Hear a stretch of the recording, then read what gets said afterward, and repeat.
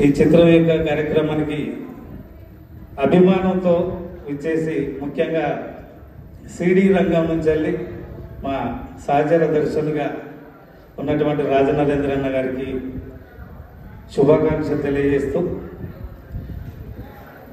Commercial సినిమాలు చేయడం అది ఎవరితోనైనా సాధ్యమే. కాకపోతే ఒక సబ్జెక్ట్ ఓరియంటెడ్ పిక్చర్ను పబ్లిక్ ముందు తీసుకొచ్చి మెప్పియడం అనేది అది కత్తి మీద సాము లాంటిది. ఆ కత్తి మీద సాము చేస్తున్న మా రాజన్న సక్సెస్ఫుల్గా జనం మధ్యలో అభిమానాన్ని సాధించాలని కోరుకుంటూ,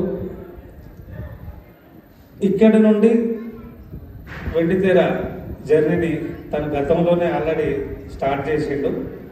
కాకపోతే మన మధ్యలో ఉన్నటువంటి మన మనిషి ఈరోజు మన కళాకారులందరినీ వెండితెరపై చూపిస్తూ ఒక అద్భుతమైనటువంటి చిత్రానికి ఆజ్యం పోసినందుకు మన ఇంటి వ్యక్తిగా మనందరం కూడా ఈరోజు మనందరికీ తెలుసు, సినిమా ఇండస్ట్రీ కూడా అది ఎన్ని కోట్ల పడి బాహుబలి కానించాలి, త్రిపుల్ కావచ్చు, ఏదైనా కావచ్చు. ఇవాళ మూవీ రిలీజ్ అయితే వాళ్ళు డిపెండింగ్ అని సంజోడా ప్లీజ్ లవ్ యూ.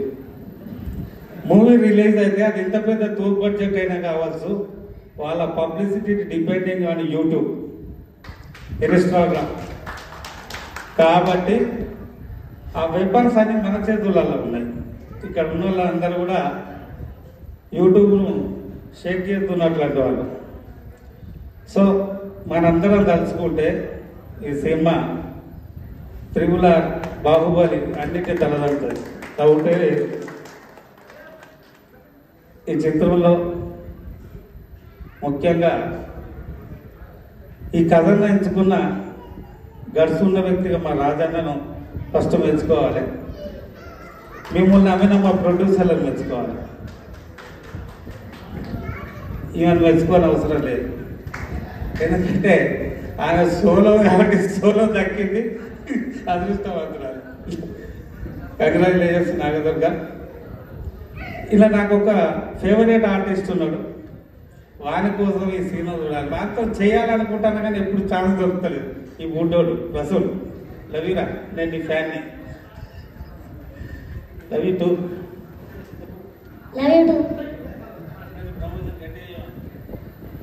దోస్తులు ప్రమోషన్ మాత్రం గట్టిగా అయ్యేది. లవ్ యూ బాజీ. ఓకే, థ్యాంక్ యూ అందరికీ. మనందరం కలుసుకుంటే సినిమాను ఎక్కడైనా నిలబెట్టచ్చు. సో ఇక్కడ ఇంత ఆదరాభిమానంతో వచ్చినటువంటి అందరు కూడా